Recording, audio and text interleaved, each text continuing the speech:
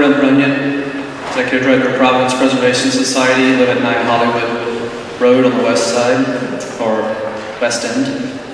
Chairman Hassett, Council, appreciate you giving me time to speak today. You know, I go to a lot of meetings. I've been going to these since 2005, different cities around the country, and the tall tales, obfuscations, and generalities that have been thrown around tonight are really astounding.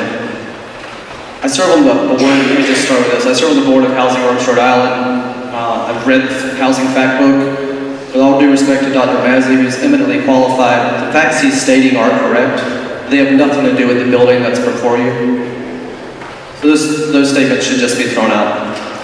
The architect has then said that this building is tailored to empty nesters, investors, and students. It's the first we've heard of it, so it's good to get an idea. And their team has cited a lot of national studies about what people need and why people want, like, to live in cities. But if these are true, if what they're saying is true, none of the people he's talking about are predicted to need cars. So why are they wanting to build a 6-story parking garage atop a commercial floor? Is it because they want to provide views for the people on the 7th floor? That seems to be the only rational reason. So the presenters want to have it both ways. They want to have lots of facts, some of which don't jive with each other, and they want to confuse the issue. One reason, just to go back to the parking garage, one reason the City Planning Commission recommended against this proposal is that it doesn't treat the park in a way that will create a place for people.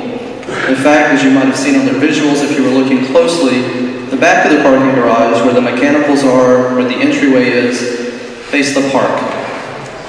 So we're creating a $22 million bridge leading to a park that's going to cost a lot of money, and it will not be a place anyone will want to be. Also, I point out the rendering shows a private park atop the garage.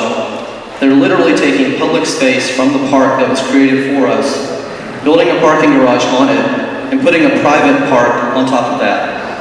So let's be clear about what it is they're offering and who they're offering it to. But all that said, we must remember that many dozens of construction projects in the pipeline are in development right now. In fact, on the east side of the river, on 195 land, there are 3 different developers vying for the same parcels.